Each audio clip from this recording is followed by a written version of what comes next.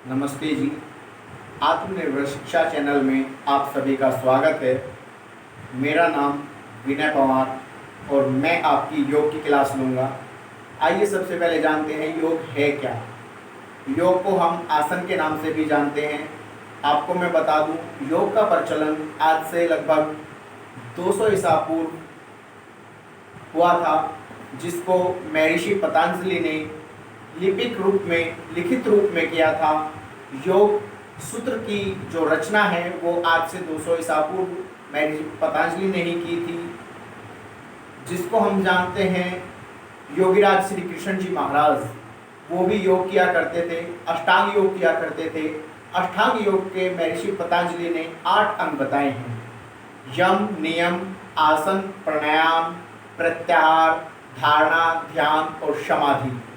जब हम 8वें अंग पर पहुंच जाते हैं तो हमें जो पहले ऋषि महर्षि हुआ करते थे वो तपस्या किया करते थे, वनों में बैठकर, अलग अलग पर्वतों पर जाकर। और आपने देखा होगा, टेलीविज़न में देखा होगा, टीवी वगैरह में देखा होगा कि वो लोग जब तपस्या करते रहते थे बैठकर, उनके ऊपर घास उगाती थी, कीड़े मकोड़े चलते थे। और तो मैं आपको बता दूं, वो उस अवस्था में होते थे तब उनको ये ज्ञान ही नहीं होता था कि उनके शरीर पर घास उगाई है। वो समाधि की अवस्था में होते थे, अष्टांग योग के 8वें अंग में पहुंच जाते थे। इनके जब हमें समाधि लगा लेते हैं तो हमें ये नहीं पता होता कि हम कहाँ हैं कहाँ नहीं हैं। हम एक ही मुद्रा में बैठे रहते हैं या फिर लेटे रहते हैं। योग आसन। आसन है क्या चीज़? आसन जिस क्रिया को हम आसानी से बैठकर, लेटकर या खड़े होकर कर सकें, उसी चीज को आसन कहते हैं। आसन विभिन्न प्रकार के होते हैं।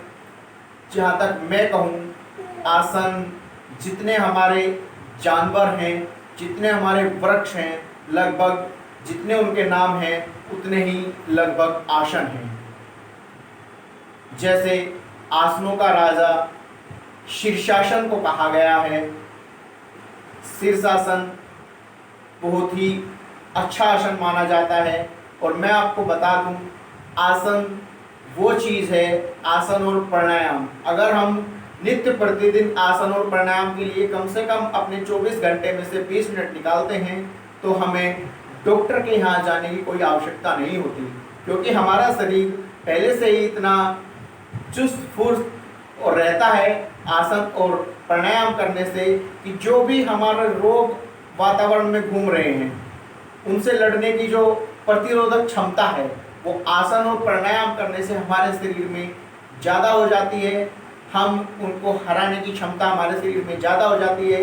इसीलिए मैं आपको कहना चाहता हूँ कि हमें आसन, योग, प्राणायाम नित्य प्रतिदिन कम से कम 20 मिनट तो करना ही चाहिए।